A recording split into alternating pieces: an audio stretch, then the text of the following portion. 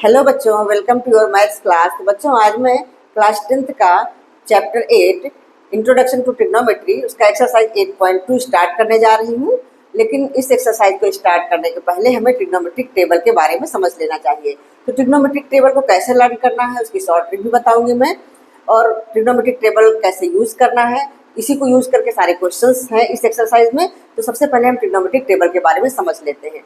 तो देखिए टेबल मैंने बनाई हुई है। अब इसमें सारे वैल्यूज हमें कैसे याद करने हैं, सारे ये 6 रेशियोज मैंने बताए हुए थे पिछली एक्सरसाइज में, साइन, कॉस, टेन, कॉसेक, सेक और कॉट। ये 6 रेशियोज मैंने बताए थे। तो इनकी कुछ वैल्यूज भी होती हैं हर डिग्री पर, एंगल पर, जैसे 0 डिग्री, 30 डिग्री, 45, 60 और 90। इनकी वैल्यूज हमें लर्न करना है क्योंकि यही वैल्यूज यूज होंगी क्वेश्चंस को करने में। इनकी वैल्यूज तो कैसे इजीली लर्न किया जा सके वो मैं आप लोगों को बता देती हूँ। सिर्फ आप साइन ए का अगर लर्न कर लेंगे तो बाकी सारे आपको याद हो जाएंगे। कैसे ट्रिग्नोमेट्रिक टेबल को भरना है आप भरना सीख लीजिए, फिर उससे जल्दी याद हो जाएगा। तो देखिए साइन ए का सबसे पहले हम लेते हैं angle A, sine A. Sine A 0 degree पे कितना होता है? साइन 0 0 ही होता है, मतलब साइन 0 0। Sign 30 degree 1/2। साइन 45 होता है 1/√2। साइन 60 होता है √3/2 और साइन 90 होता है 1। तो ये एक लाइन आपको लर्न करनी है। जैसे पहली लाइन हमने लर्न कर ली तो उसी के हिसाब से कॉसेक की वैल्यू निकालेंगे। देखो इसको इस तरह से देखना है हमें, उल्टा आएगा। जो साइन 90 है वही कॉस का 0 आएगा। इस तरह से देखो, साइन 91 है ना, तो कॉस 0 1 हो जाएगा। फिर साइन 60 की वैल्यू जो है वो कॉस 30 की वैल्यू आ जाएगी। तो साइन 60 की वैल्यू √3/2 है, तो कॉस 30 हमारा √3/2 हो गया। और 45 दोनों का इक्वल होता है। साइन 45 1/√2 है, कॉस 45 भी 1/√2 होगा। ठीक है, अब बस वो उल्टा कर लेना है। अब जो साइन 30 था वो कॉस 60 हो जाएगा 1/2, तो ये हमारा कॉस 60 हो जाएगा 1/2, है ना इजी। अब जो साइन 0 था वो कॉस का 90 हो जाएगा, तो ये हो जाएगा 0। ठीक है, तो ये लाइन इजी हो गई ना। बस खाली फर्स्ट लाइन को आपको लर्न करना है। अच्छा, उसके बाद ये tan की वैल्यू हम कैसे निकालेंगे, एक रिलेशन है बता देती हूँ मैं। tan ए जो होता है, tan का एंगल हो, tan थीटा या tan ए आप जो भी बोलो, tan ए होता है sign A upon cos A. ठीक है, ये होता है। तो अब देखो tan ए हमारा tan 0 क्या हो जाएगा, साइन 0 0 है, कॉस 0 1 है, तो 0/1। तो हमारा tan 0 क्या हो जाएगा, 0/1। 0/1 क्या होता है, 0 ही होता है, तो tan 0 भी हमारा 0 हो जाएगा। उसके बाद tan 30 क्या होगा, इसके अपॉन में ये करो, देखो tan 30 ऐसा हो जाएगा 1/2 अपॉन √3/2। तो 2 से 2 कैंसिल हो गया, बचा क्या 1/√3, तो हमारा tan 30 हो गया 1/√3। ठीक है। अच्छा, tan 45 क्या होगा, तो बिल्कुल सिंपल है, क्योंकि 45 साइन और कॉस दोनों का सेम है, तो जब सेम नंबर को सेम नंबर से डिवाइड करते हैं तो 1 आता है, तो हमारा tan 45 1 हो गया। इसी तरह से ये tan 60 हो जाएगा √3/2 और अपॉन 1/2। तो 2 से 2 कैंसिल, हमारे पास बचा क्या √3/1, दैट मीन्स √3। ठीक है। अच्छा, अब tan 90 क्या हो जाएगा 1/0। भाई sign A upon cos A तो होता है tan ए, तो 1/0। तो 1/0 क्या होता है, देखो किसी भी नंबर को हम 0 से डिवाइड नहीं कर सकते, वो डिफिनीशन में आएगा ही नहीं, वो अनडिफाइंड होगा। ठीक है, नॉट डिफाइंड होगा। तो tan ए हमारा हो जाएगा नॉट डिफाइंड। ठीक है, tan ए को हम लिखेंगे नॉट डिफाइंड। ठीक है, क्लियर, इतनी बात समझ में आ गई। अच्छा, अब ये 3 लाइन तो हो गई। अभी अब कॉसेक ए कैसे निकालें, हम जानते हैं कि कॉसेक ए साइन ए का रेसिप्रोकल होता है। ये पिछली एक्सरसाइज में मैंने बताया हुआ है। कॉसेक ए जो होता है 1/sin ए होता है। कॉसेक ए इक्वल टू होता है 1/sin ए, ये होता है ना, पता है। तो बस इसका रेसिप्रोकल कर दो, तो कॉसेक ए। अब साइन 0 0 होता है, तो 0 का रेसिप्रोकल क्या होगा, देखो 0 को हम 0/1 लिख सकते हैं, तो 0 का रेसिप्रोकल हो जाएगा 1/0। अब 1/0 वही हो गया नॉट डिफाइंड, तो कॉसेक का 0 डिग्री जो होता है नॉट डिफाइंड होगा। Cosec 0 not defined, not defined. ठीक है। अच्छा, कॉसेक 30 क्या हो जाएगा, साइन का रेसिप्रोकल 1/2 है, तो 2/1 हो जाएगा, दैट मीन्स 2 हो गया। ठीक है। अच्छा, अब कॉसेक 45 क्या हो जाएगा, साइन 45 हमारा 1/√2 है, तो कॉसेक 45 इसका रेसिप्रोकल, दैट मीन्स √2 हो गया। ठीक। अब कॉसेक 60 क्या होगा, साइन 60 का रेसिप्रोकल, इसको उल्टा कर दो, रेसिप्रोकल कर दो 2/√3। ठीक। अच्छा, फिर साइन 91 होता है, तो कॉसेक 90 भी 1 होगा। 1 का रेसिप्रोकल तो 1 ही होता है। हो गई, 4 लाइन्स हो गई। अब हमारे पास है सेक ए और कॉट ए, बिल्कुल सिंपल है। सेक ए हमारा कॉस ए का रेसिप्रोकल होता है। ठीक है, तो अब कॉस 0 1 होता है तो सेक 0 क्या हो जाएगा, सेक का 0 में वैल्यू क्या होगा भाई, इसका रेसिप्रोकल 1 का रेसिप्रोकल तो 1 ही होता है, तो सेक ए का 1 हो गया। ठीक है, कॉस का रेसिप्रोकल हम कर रहे हैं। अब यहाँ पे देखो कॉस 30 √3/2 है, तो सेक 30 इसका रेसिप्रोकल हो जाएगा 2/√3।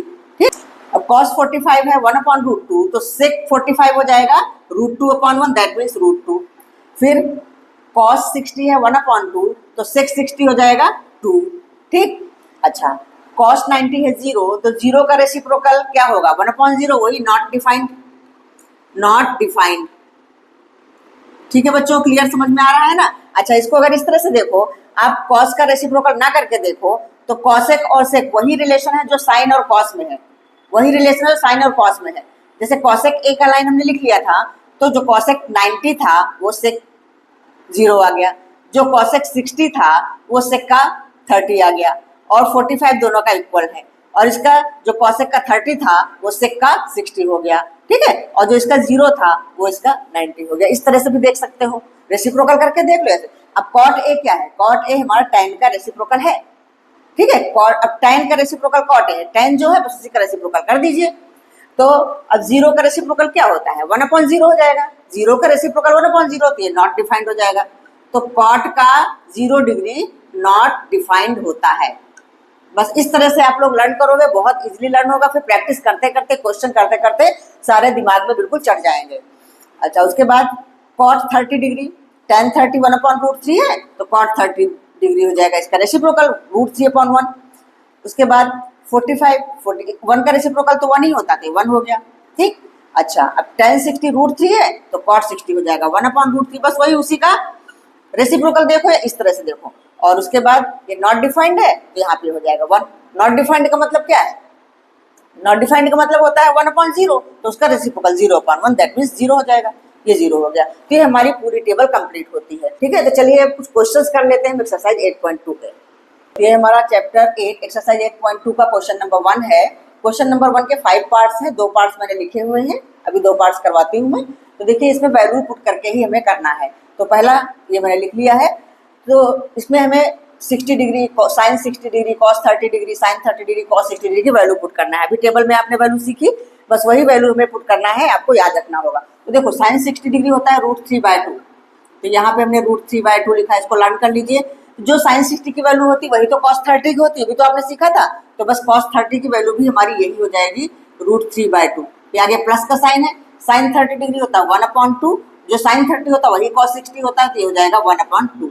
तो अब इसको हम सॉल्व कर लेते हैं आगे। √3 को √3 से मल्टीप्लाई करेंगे 3, तो 3/4, 2 का 2 से मल्टीप्लाई हुआ, इस तरह इसमें 1/4। अब इसको अगर हम जोड़ेंगे तो क्या हो जाएगा 4/4 होगा, भाई दोनों का डिनोमिनेटर सेम है, तो 3 + 1 मतलब 4/4, ये कट करके क्या हो जाएगा 1, ये हमारा आंसर हुआ। तो बस इनकी वैल्यूज आपको लर्न करनी है, अच्छे से लर्न कर लीजिए, ये वैल्यूज पुट करके ही सारे क्वेश्चंस होने हैं। अब इसी तरह से हम सेकंड वाला भी कर लेते हैं। सेकंड क्वेश्चन ये है हमारा 2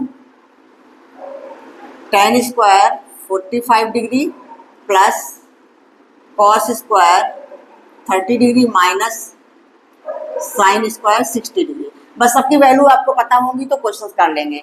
अब इसमें हमें tan 45 क्या होता है 1 होता है, तो 2 और स्क्वायर लगा हुआ है, तो 2 × 1 की स्क्वायर। ठीक है, प्लस cos 30 की वैल्यू क्या होती है √3/2, अभी पहले क्वेश्चन में आपने करा है। इस तरह करते करते प्रैक्टिस करेंगे तो ये एकदम याद हो जाएगा। तो cos 30 की वैल्यू लिखेंगे, स्क्वायर लगा है तो स्क्वायर लगाएंगे, तो cos 30 की वैल्यू होती है √3/2 और होल स्क्वायर लगा दिया, माइनस साइन 60 वही होगी, जो cos 30 होगा वही साइन 60 होगा। ठीक है, तो साइन 60 भी हमारा यही होगा √3/2 का होल स्क्वायर। तो अब नेक्स्ट स्टेप हमारा 1 की स्क्वायर तो 1 ही होता है, 2 × 1 = 2 हो गया, और प्लस ये हमारा हो जाएगा 3/4 माइनस ये हो जाएगा 3/4। देखो ये 3/4 प्लस में 3/4 माइनस में है, तो हमारा आंसर क्या आ गया 2 आ गया, ये आपका आंसर हो गया। ठीक है बच्चों, क्लियर हुआ, समझ में आया। तो चलिए इसके दूसरे पार्ट्स भी कर लेते हैं। हाँ बच्चों, तो ये है इसका पार्ट नंबर 3, चलिए इसको भी सॉल्व कर लेते हैं। देखो वैल्यू पुट करेंगे, cos 45 की वैल्यू क्या होती है 1/√2, बस ये वैल्यूज अच्छे से लर्न करके रखिए, क्वेश्चन हो जाएंगे। सेक 30 की वैल्यू क्या होती है, सेक 30 हम जानते हैं सेक क्या है, कॉस का अपोजिट है ना, तो cos 30 की वैल्यू जो होती है उसका रेसिप्रोकल कर दो, sec 30 की वैल्यू आ जाएगी, ठीक है। तो cos 30 होता है √3/2, तो sec 30 की वैल्यू क्या हो जाएगी 2/√3। बस ये सब लर्न करके रखना है। प्लस cosec 30, cosec 30 sin 30 का रेसिप्रोकल है, साइन तो आपने याद कर रखा है ना, sin 30 क्या होता है 1/2, तो cosec 30 हो जाएगा 2/1, दैट मीन सिर्फ 2 या 2/1 ही लिख लो, उसको सॉल्व करना है तो बस हम इसको सॉल्व कर लेते हैं। तो ऊपर का तो भी ऐसे ही रहने देंगे 1/√2, नीचे वाला हम सॉल्व करते हैं। √3 और 1 का एलसीएम हो जाएगा √3, और यहाँ पे देखो √3 एलसीएम, ऊपर वाला तो यहाँ ये 2 ही रहेगा, और ये हो जाएगा 2 का √3 से मल्टीप्लाई हो जाएगा, ये हो जाएगा 2√3। अब हमारा नेक्स्ट स्टेप मैं इधर ले जाती हूँ। नेक्स्ट स्टेप ऐसा होगा, बस ये फ्रैक्शन थोड़ा ध्यान से सॉल्व करना तो क्वेश्चन गलत नहीं होगा। 1/√2 और नीचे हमारे पास है, अब इसको हम उल्टा कर लेते हैं, मल्टीप्लाई करेंगे, √3 ऊपर आ जाएगा और नीचे हो जाएगा 2 + 2√3, ठीक है। अब नेक्स्ट स्टेप √3 का 1 से मल्टीप्लाई करेंगे तो ये हो गया √3, और नीचे इसको भी मल्टीप्लाई कर लेते हैं, देखो मल्टीप्लाई है नीचे का नीचे मल्टीप्लाई, 2 का √2 से मल्टीप्लाई करेंगे तो 2√2 और प्लस, अब √2 का 2√3 से मल्टीप्लाई करेंगे तो क्या होगा, देखो 2 तो बाहर है, रूट के अंदर की नंबर मल्टीप्लाई हो जाएगी, 2 3 जा 6, ये भी रूट में ये भी रूट में है, तो 2√6 ऐसा आ गया। अब इसको हम रेशनलाइज करके आंसर निकाले, ऐसा आंसर नहीं छोड़ सकते, नहीं छोड़ा जाता है, रेशनलाइज करते हैं। तो रेशनलाइज करने का मतलब क्या होता है कि रेशनलाइज करने के लिए हमें जो ये नंबर रूट में है उसी से ऊपर नीचे मल्टीप्लाई करना होता है, खाली ये साइन चेंज होता है। तो चलिए सबसे पहले हम 2 कॉमन ले लेते हैं इसमें, तो क्योंकि दोनों में 2 है 2 कॉमन ले लेते हैं। तो ये √3 ऊपर है और नीचे हमने 2 ले लिया कॉमन, तो अंदर ब्रैकेट के आगे हमारे पास √2 + √6, ठीक है। अब हम रेशनलाइज करेंगे, रेशनलाइज करने का मतलब हमें इसी √2 - √6 से ऊपर मल्टीप्लाई करना पड़ेगा और √2 - √6 से नीचे करना पड़ेगा, ये होता है रेशनलाइजेशन। जो नंबर होती है नंबर वही लेते हैं, खाली इसका साइन चेंज कर देते हैं, ठीक है। अब ऊपर के नंबर को ऊपर से मल्टीप्लाई करेंगे, √3 का √2 से मल्टीप्लाई करेंगे तो आएगा हमारा √6, और माइनस √6 का √3 से मल्टीप्लाई करेंगे तो 6 3 जा 18, ये हो जाएगा √18। नीचे देखो 2 तो हमारा बाहर है, उसको बाहर ही रहने दो। अब नीचे हमारे देखो a + b a - b वाला फार्मूला लग रहा है, √2 + 6 √2 - 6, a + b a - b का फार्मूला क्या होता है ये पता है ना आप लोगों को, a + b एक ब्रैकेट में और a - b दूसरे में, तो ये हो जाता है a² - b², दैट मीन्स ऐसा हो जाएगा, ये √2 का स्क्वायर माइनस √6 का स्क्वायर, ऐसा हो जाएगा, ठीक है, क्लियर। अब नेक्स्ट स्टेप में हम इसको ऐसा करेंगे, √18 को हम 9 × 2 लिख सकते हैं, छोटा हो सकता है, √6 का तो कुछ नहीं हो सकता, √6 ही रहेगा, लेकिन माइनस √18 को हम ऐसा लिख सकते हैं 9 × 2। एक एक स्टेप बता रही हूँ कि आप लोगों को अच्छे समझ में आ जाए, गलती ना हो। अब नीचे हमारा क्या है, 2 तो बाहर है, अंदर हो जाएगा √2 का स्क्वायर तो सिर्फ 2 रहेगा, √2 का स्क्वायर सिर्फ 2, और √6 का स्क्वायर मतलब रूट ही हट जाएगा -6, ऐसा हो गया, ठीक है। अच्छा नेक्स्ट स्टेप में क्या होगा, ये हो जाएगा हमारा √6 और ये 9 जो है 3 बन के बाहर आ जाएगा, तो -3 √2, और नीचे हमारे पास 2 और इंटू -6 में से 2 घटेगा, -6 बड़ा नंबर है तो -4 आ जाएगा, ठीक है। अगला स्टेप मैं यहाँ करती हूँ, ऊपर हो गया ऐसा ही है √6 -3 √2 और नीचे हो गया हमारे पास -8। तो अभी भी हम इस आंसर को क्या करेंगे, नीचे से माइनस हटा के ऊपर ले जाएंगे। ऊपर ले जाने का मतलब ऊपर के जो साइन है वो चेंज हो जाएंगे, मतलब ये वाला नेगेटिव पॉजिटिव हो जाएगा और ये नेगेटिव हो जाएगा। तो जब ये पॉजिटिव बन गया तो इसको हम पहले लिख लेते हैं, तो 3 √2 और -√6/8, हमारा ये वाला माइनस ऊपर चला गया, ठीक है। अब ये हमारा कंप्लीट आंसर हुआ। अब यहाँ इतना छोड़ दोगे तो ये पूरा कंप्लीट नहीं होगा, इसको रेशनलाइज करके हमें कंप्लीट आंसर निकालना है, ठीक है बच्चों। क्लियर हुआ, समझ में आया? तो चलिए अब नेक्स्ट क्वेश्चन कर लेते हैं। हाँ बच्चों, तो ये हमारा 4th क्वेश्चन है, इसमें भी हम वैल्यू पुट करेंगे, वैल्यू आपको लर्न होनी चाहिए, बस उसके बाद कुछ नहीं है। sin 30 की वैल्यू होती है 1/2 रखा हमने, प्लस tan 45 की वैल्यू होती है 1, और माइनस cosec 60 की वैल्यू क्या होती है भाई, sin 60 का रेसिप्रोकल sin 60 √3/2 होता है, तो cosec 60 हो जाएगा 2/√3, ठीक है। ये हो गया। अब नीचे वाले में sec 30, देखो जो cosec 60 की वैल्यू होती है वही sec 30 की होती है, आपने टेबल में देखा होगा। तो यहाँ भी हमें लिखेंगे 2, यहाँ भी हमें लिखना है 2√3 और प्लस cos 60। cos 60 क्या होता है, जो sin 30 होता है वही तो cos 60 होता है, तो sin 30 1/2 है, तो cos 60 भी हमारा 1/2 हो गया, प्लस cot 45 और tan 45 सेम होते हैं तो 1 हो गया, ठीक है। तो ये वैल्यू तो सारी हमने पुट कर दी, अब इसको सॉल्व करना है। तो देखो एलसीएम लेना पड़ेगा। 1 के नीचे कुछ नहीं मतलब 1 ही है, 1 के नीचे कुछ नहीं मतलब 1 ही है। तो पहले ऊपर वाले का सॉल्व करते हैं। तो इसका एलसीएम क्या होगा 2√3। भाई अलग अलग है तो बस दोनों का मल्टीप्लाई करके ही तो एलसीएम आएगा। ये तो आप लोगों को पता होगा फ्रैक्शन सॉल्व करना। तो ये हमारा हो गया 2√3 एलसीएम। अब उसके बाद क्या करते हैं, डिनोमिनेटर से एलसीएम को डिवाइड करते हैं, उसके बाद जो भी क्वोशिएंट आता है उसको न्यूमरेटर से मल्टीप्लाई करके यहाँ लिखते हैं। बिल्कुल सिंपल छोटी छोटी चीजें हैं 7th 8th क्लास की। तो देखो अब यहाँ पे डिनोमिनेटर 2 है तो 2√3 को 2 से अगर डिवाइड करेंगे 2 से 2 कट जाएगा, √3 तो आएगा। तो हमारे पास यहाँ पे आ जाएगा √3 प्लस इसके नीचे 1 है तो पूरा का पूरा 2√3 आएगा। तो ये हो गया 2√3 और माइनस यहाँ पे क्या है √3 ने √3 को काटा तो 2 2 जा 4, यहाँ पे आ गया 4। ऊपर वाले का हो गया सॉल्व। अब नीचे वाले का भी करते हैं इसी तरह सॉल्व। नीचे भी हमारा 2√3 एलसीएम आएगा तो 2√3 ही एलसीएम आएगा। नीचे भी क्या होगा यहाँ पे देखो यहाँ √3 है इनके पास तो √3 से √3 को काटा 2 2 जा 4 आ गया और प्लस 2 से 2 कट गया, यहाँ पे आ गया √3 और प्लस यहाँ 1 है तो पूरा का पूरा 2√3 आएगा। ठीक है बच्चों, इतनी बात क्लियर हुई। अब नेक्स्ट स्टेप में इधर आगे ले जाती हूँ, थोड़ा बड़े बड़े सवाल हैं ये सॉल्व करने के लिए। अब क्या होगा √3 प्लस 2√3 जुड़ जाएगा आपस में तो ये हो गया 3√3 माइनस 4 और अपॉन में 2√3। नीचे भी इसी तरह से करेंगे, √3 प्लस 2√3 जुड़ेगा मतलब 4 प्लस 3√3 और अपॉन 2√3। अब देखो ये 2√3 अगर उल्टा करेंगे ऊपर जाएगा, दैट मीन्स ये वाला ऐसे कट जाएगा। अब ये खाली हमारे पास रह गया तो हम इसको बस खाली ये अपॉन में ये लिख लेते हैं। ठीक है, देखो ऊपर हम देख रहे हैं 3√3 माइनस 4 है, नीचे 4 प्लस 3√3। तो इसको भी थोड़ा सा अरेंज करके लिख लेते हैं। जैसे रूट वाले नंबर पहले है तो रेशनलाइज करने में हमें आसानी होगी। तो चलो हम अगले स्टेप में इसको ऐसे लिखेंगे 3√3 माइनस 4 ऊपर है तो नीचे भी हम 3√3 क्योंकि पॉजिटिव है किसी को भी पहले लिख सकते हैं तो नीचे भी हम लिख लेंगे 3√3 प्लस 4। अब रेशनलाइज करेंगे तो रेशनलाइज करने में खाली साइन चेंज होता है, बाकी नीचे वाली नंबर ही ली जाती है।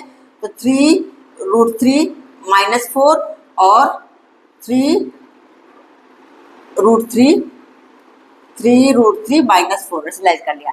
अच्छा अभी हम क्या देख रहे हैं, ऊपर देखो हमारे दोनों नंबर सेम आ रहे हैं, चाहे जैसे मल्टीप्लाई करो या होल स्क्वायर का फॉर्मूला लगा कर सकते हो। तो इसको ऊपर वाले नंबर को हम ऐसा लिख सकते हैं 3√3 माइनस 4 की होल स्क्वायर और नीचे हमारे पास a plus B a minus B वाला आ गया तो ऐसा लिख सकते हैं a स्क्वायर मतलब 3√3 स्क्वायर माइनस बी स्क्वायर मतलब 4 स्क्वायर। ठीक है, पिछले क्वेश्चन में भी मैंने बताया था। अब यहाँ पे a minus B whole square में इधर ले जाती हूँ इसको, a minus B whole square का फॉर्मूला लगेगा ऊपर, ये तो सबको पता होगा, फिर भी मैं एक बार लिख देती हूँ। a minus B whole square equal to होता है a स्क्वायर माइनस 2ab और प्लस बी स्क्वायर। ठीक है, तो यहाँ पे हम यही वाला सॉल्व करके लिखेंगे।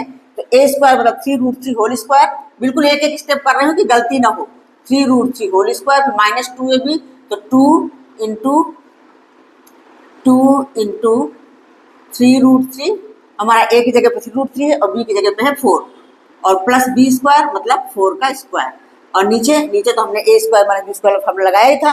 तो 3√3 होल स्क्वायर क्या होता है 3 का स्क्वायर 9 और √3 का स्क्वायर सिर्फ 3 तो ये हो जाएगा 9 इंटू 3 और माइनस 16। ठीक है बच्चों, क्लियर हो रहा है। अब नेक्स्ट स्टेप हम इसको भी खोल लेते हैं 3√3 का होल स्क्वायर वही आ जाएगा 9 इंटू 3 मतलब 27। डायरेक्ट भी आप लिख सकते हो, 3 का स्क्वायर 9 और √3 का स्क्वायर 3 27 और माइनस यहाँ पे क्या होगा देखो यहाँ पे हमारे नंबर्स क्या क्या है 2 3 जा 6 6 4 जा 24। देखो बाहर की नंबर जो खुली नंबर वो आपस में मल्टीप्लाई होगी, रूट वाली नंबर मल्टीप्लाई नहीं होगी। तो यहाँ पे हो जाएगा 24√3 और प्लस 16। नीचे हमारे पास क्या है 9 3 जा 27 माइनस 16। नेक्स्ट स्टेप क्या होगा देखो 27 प्लस 16 जोड़ लेंगे हम, कितना हो जाएगा 6 7 13 हासिल 1 2 3 4 43 माइनस 24√3 और अपॉन 27 में से 16 घटाएंगे तो क्या आएगा 11 आएगा। 7 6 गए 11। तो ये हमारा आंसर हुआ। ठीक है, क्लियर हुआ, समझ में आया। तो रेशनलाइजेशन सब ध्यान से करना है, इसमें देखो हमें अलजेब्रिक फार्मूले भी यूज करने पड़ जाते हैं तो यूज करके इसको सॉल्व करेंगे। अब एक इसका 5th पार्ट रह गया वो भी करवा देती हूँ। तो ये हमारा 5th, इसमें भी हम वैल्यू पुट करेंगे। cos 60 डिग्री क्या होता है, cos 60 डिग्री होता है 1/2। ठीक है, तो हम यहाँ लिखेंगे 5 इंटू 1/2 का स्क्वायर, क्योंकि cos स्क्वायर 60 डिग्री है, cos स्क्वायर 60 डिग्री से स्क्वायर लगा दिया plus 4 sec square 30 degree. sec 30 degree का वैल्यू क्या होता है 2/√3। ठीक, होल स्क्वायर। ये सारी वैल्यूज आप लोग लर्न कर लीजिए टेबल से, फिर दिक्कत नहीं होगी।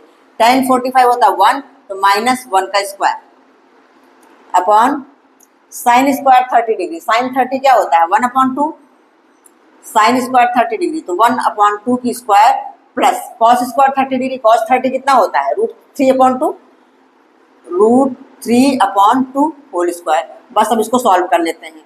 तो ये क्या हो जाएगा 5 1/2 का होल स्क्वायर 1/4 होता है, तो 5 × 1/4 क्या हो गया 5/4 प्लस यहाँ पे 4 × 2 का स्क्वायर हुआ 4 और √3 का 3 माइनस 1 का स्क्वायर 1 ही होगा। ठीक है, नेक्स्ट स्टेप हमारा 1/2 का स्क्वायर हो गया 1/4 और प्लस ये हो जाएगा हमारा 3/4।